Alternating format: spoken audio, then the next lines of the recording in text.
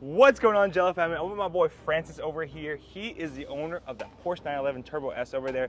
He's also a fellow content creator of his page, Calibre. Y'all gotta check that out, link in the bio. So Francis is the owner of a Porsche 911 Turbo S, one of the best gas cars, one of the fastest and most prestigious Porsches in the world. And I want to get his reactions to BMW i8, which is our hybrid supercar that's also electric. So Francis, why don't you walk us through the car? What are your thoughts on it, man? All right, Angelo. First off, this car just makes sense for you, right? I feel like you being a huge electric fan, stepping into something that's like half gas, half electric, right? Like it fits you so well.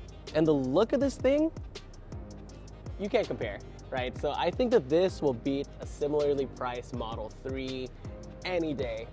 Maybe not in terms of like, miles per gallon, but smiles per gallon, it's definitely there. So Angelo, this is sick. And with the doors up, dude, that screams supercar. So let's go check it out. Let's walk us through the supercar. What are your thoughts on the doors right now? We got two butterfly doors. Do you call it butterfly doors, or you call it like is that scissor doors? I forgot what it's called, dude. I call them butterfly doors. Okay, butterfly doors. Yeah. Cool. And they are, honestly, these are really nice. I like the carbon fiber on the doors because it makes it really easy to lift up. This is so nice. Like, it's just, you can literally open this with like a broken arm probably. Oh yeah, doors are super light. Yeah, I love this. This whole carbon fiber look just screams exotic. So Ryan. No, you good, bro. Come inside, dude. Yeah, come on in, man. Natural, come on bro. in. What are your thoughts on the car, dude? I like it. Tell us, speak into the mic. Fancy schmancy. Fancy schmancy, Oh, eh? and this is like a fancy, Yeah. fancy little. This is our setup. Nice, dude. I like it. We have a Porsche owner reacting to the 911. Porsche owner, 911 Turbo S owner reacts to the BMW i8. Yeah, this thing is honestly, this screams exotic. Angelo, if you look this way, Excuse the studs over here on the left. all the bogey boys out All here. the bogey boys over there. This right here, it screams, I play golf on the weekends. I make, enough money to buy a non-commuter car.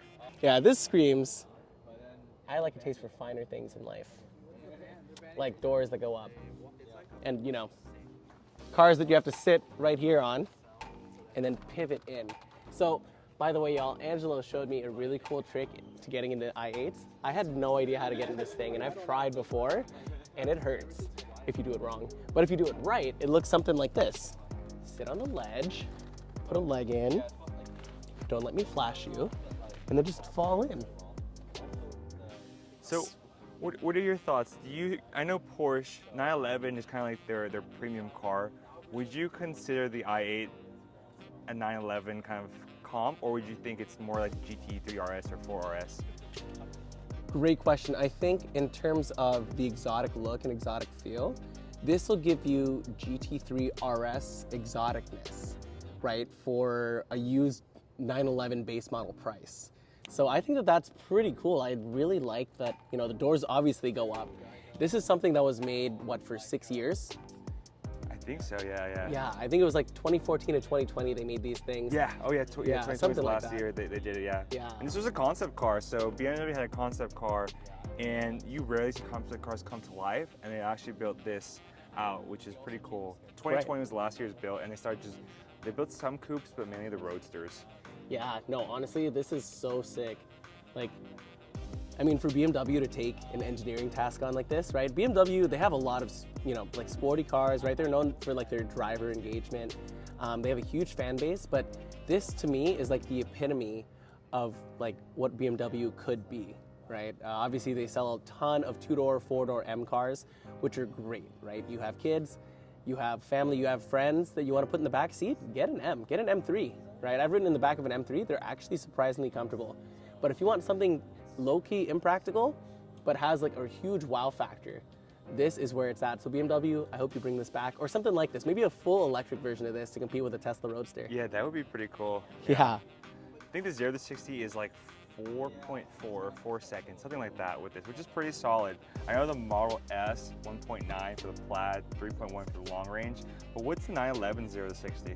So on the older 911s, they're like right in that range, like right around 4 seconds. So if you can think about early 2000s supercar performance, right? So the turbos, the the Ferraris of the world, they were doing 4 seconds about 20 years ago. The car manufacturers have stepped it up so much to where like we're getting 2-second cars, 3-second cars, 0 to 60, right? I mean, and Tesla completely changed the game going 0 to 60 and what was it, 1.9.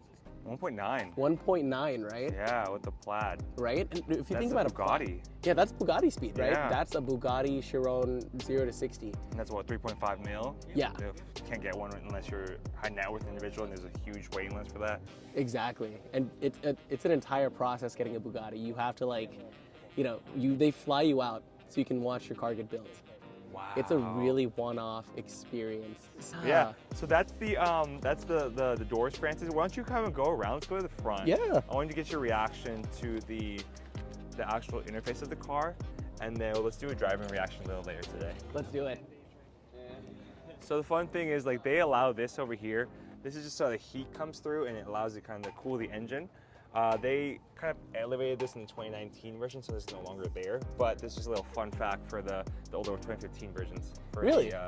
For the car. So pre-2019, they don't have a massive hood scoop. No. Or they do have a massive hood scoop, and then 2019 onwards, they got rid of it. Yeah, so there's still like that shape over there for the hood scoop, but they've kind of like leveled it out. That's wild. Yeah. Honestly, I love it. It adds a lot of character, right? It's like a huge like air scoop in. Yeah. And it looks really nice to me. It adds this level of like aggressiveness that you wouldn't get in like a flat hood. So I appreciate this little design element right here. Mm-hmm. And honestly, Angelo, one thing I've always liked about the i8, so I am still a huge BMW fanboy at heart. Yeah. When I was a kid, my dad had an old BMW E30. Washed that thing every weekend. He washed it more than he drove it. Like he would bring it out of the garage just to wash it. I don't know why, but because of that, like these two front grills, I'm sure they don't serve much purpose here. I guess they do take in a little bit of air. Mm-hmm. Right? Okay, so these are actually functional air, but like my favorite thing about BMWs has always been the front grills. Yeah. So to keep that in here and to keep that design element with the headlights right here, kind of resembling like let's say like a BMW, F80. Yeah. Right? Where it's sleek, projectors right here. This is basically a stretched out like front end, right, of a BMW M car. Yeah. So I love that, and I love the contrast, right? You got a lot of white, you got a lot of black down here, right? It's massive, just pieces of aero down here to help funnel air to the right places. Agreed. Well, thank you. Yeah, great observation with that. Why don't we go inside the car real quick, start the engine, and then just take a look at the interface. Let me know your thoughts. So it is quiet because it's a hybrid, and fun fact, whenever you rev the engine, it is, it's actually speaker. But This is a speaker? Yeah, so why don't you go turn on the car? It's like Tron, right? Wow. All right, so why don't you start revving the engine? Okay. So it says door open, accessories still active. We're in comfort mode. Yeah, you're in comfort mode. I'm gonna try revving. We're in park, that's good. Confirm this. Maybe we have to close the door, hold up. Okay, let's try closing the door. Yeah, because we can still record you, and we'll hear your reaction. Hop in.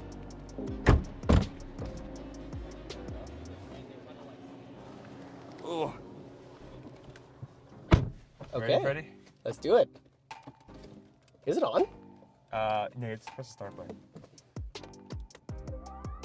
That's probably why I wasn't revving. There you go. That'll Okay. get it to rev. So you're in park, let's go rev it. All right. We're golden. I'm in park. It doesn't sound like a 911, right? It does not. It sounds like a BMW motor. But you're telling me that that is a speaker. Yeah, let me go outside. Why don't you rev it? Stay inside, why don't you rev it again? Yeah, let me rev it. All right, go.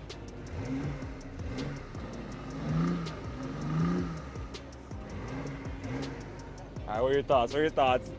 Bro, that's a speaker. It's not that loud, right? It's kind of quiet. Right? I feel like I'm revving a hybrid. Yeah, you're revving hybrid. That's crazy. If a Prius could rev, which by the way, you can't rev in a Prius. I tried it, I know. That's probably how it would sound, but this is different. It's different, right? This is different.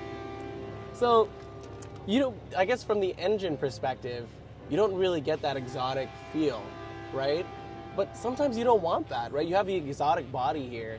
Honestly, I was talking about it earlier, but that turbo, like even just on a road trip, even just on the way here, right? I had like a 40-minute drive here.